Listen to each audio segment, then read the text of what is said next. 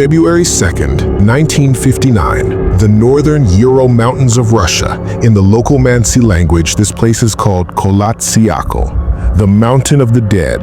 Temperature, minus 30 degrees Celsius. 9 experienced university hikers from Sverdlovsk set out on an expedition, led by 23-year-old Igor Dyatlov. Their goal, Mount Oterten. They were skilled, prepared, and in high spirits, but on that frozen slope, something would turn their journey into legend. On the night of February 1st, they made camp on the slope of Kolatsiakl, a name that would prove tragically ironic.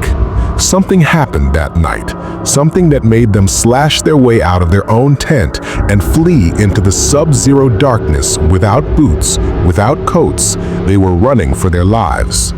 But from what? When they failed to send a scheduled telegram, a search party was launched. Weeks later, rescuers found the tent, half buried, cut open from the inside, supplies untouched. Boots, clothes, food, all left behind. The footprints led downhill, orderly at first, then scattered into chaos. The first 2 bodies were found under a tall cedar tree, barely dressed as if they had tried to climb it.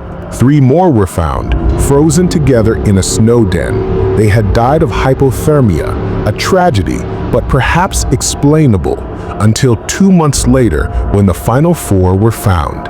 They had massive internal injuries, crushed ribs, shattered skulls, the force compared to a car crash, yet no external wounds. One woman was missing her tongue. The investigation ended with a phrase that only deepened the mystery: death by a compelling natural force. So what was that compelling force? An avalanche? Possible, yet no signs of one. A secret military test?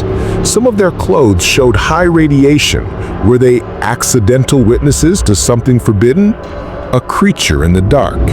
Locals spoke of a yeti. Searchers even reported large, unexplained footprints. Or was it the mountain itself? Kolatsiakl's unique shape can create infrasound, low-frequency waves that induce panic, disorientation, even madness. Did the wind itself drive them into the storm? Every theory fits a piece of the puzzle, but none of them fit them all. In 2019, Russian authorities reopened the case. Their conclusion? An avalanche. But that doesn't explain the radiation. It doesn't explain the missing tongue, or why they cut their way out. The Dyatlov Pass Incident endures, not because it's unsolved, but because every solution feels like a lie. It is a perfect, terrifying riddle, written in snow and blood. 9 skilled hikers fled their only shelter to die in the cold. We know how they died. We know where they died, but the question that echoes through 6 decades is simpler and far more chilling. What were they running from?